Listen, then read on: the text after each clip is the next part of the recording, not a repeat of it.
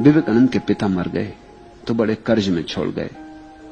मस्त मौला आदमी थे, तो ही तो विवेकानंद जैसा बेटा हो सका। कुछ जोड़ जाड़ के नहीं रख गए थे, दिल खोल के जिए थे। उल्टी उधारी छोड़ गए थे, सभी भले आदमी छोड़ जाते। तो विवेकानंद जरा मुश्किल में थे, वो उधारी भी चुकानी है, एक ही बेटे और मां भी थी।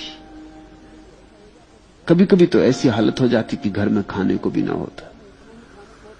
कभी कभी ऐसा हो जाता कि घर में इतना ही खाने को होता, या तो मां खा ले या बेटा खा ले। तो विवेकानंद कहते कि मुझे आज जरा किसी मित्र ने निमंत्रण दिया है, मैं जरा मित्र के यहां भोजन कर रहा हूं, तब तक तू भोजन इत्यादि कर ले। और जाके सड़कों पर घूमते रहते, घूम घाम के घर आते, बड़ी प्रसन्नता से घर लौटते। दरवाजे पे आके प्रसन्नता बनानी पड़ती, भूख तो पेट में सुलगती।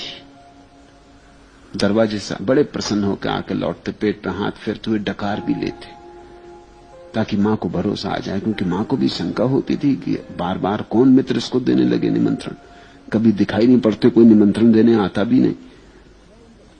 रामकृष्ण को पता लगा तो रामकृष्ण का तू भी खूब पागल है, अरे मां से मांग क्यों नहीं लेता, जा अंदर, आखिर मां किस लिए, तू काली से मांग क्यों नहीं लेता, क्या चाहिए तुझे, जा मांग ले, मैं बाहर बैठा, तू भीतर जा।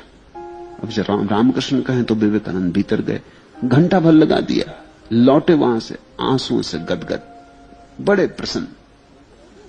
रामकृष्ण का तो मिल गया ना, मांग लिया ना। विवेकानंद का क्या कह रहे हैं, कौन सी चीज मांगनी। रामकृष्ण का तू गया किस लिए था, तब उन्हें याद आई। उन्होंने कहा क्षमा करें, वो तो मैं भूल ही गया। वहां जब सामने पहुंचता हूं तो धन्यवाद का ऐसा भाव उठता है कि मांगने की इच्छा, मांगने का ख्याल ही मिट जाता। जो दिया है वो कोई कम है, मुझको दिया, इससे अब और क्या देने को हो सकता है। रामकृष्ण का तू फिर जा, ऐसे नहीं चलेगा, ऐसे पेट नहीं भरेगा, मांग ले। ऐसा 3 बार भेजा और 3 बार विवेकानंद बाहर आए बड़े गदगद और भूल भूल के। फिर रामकृष्ण खूब हंसे और उन्होंने कहा आज तेरी परीक्षा थी, अगर मांगता तो मुझसे फिर तेरा कोई संबंध न रह जाता।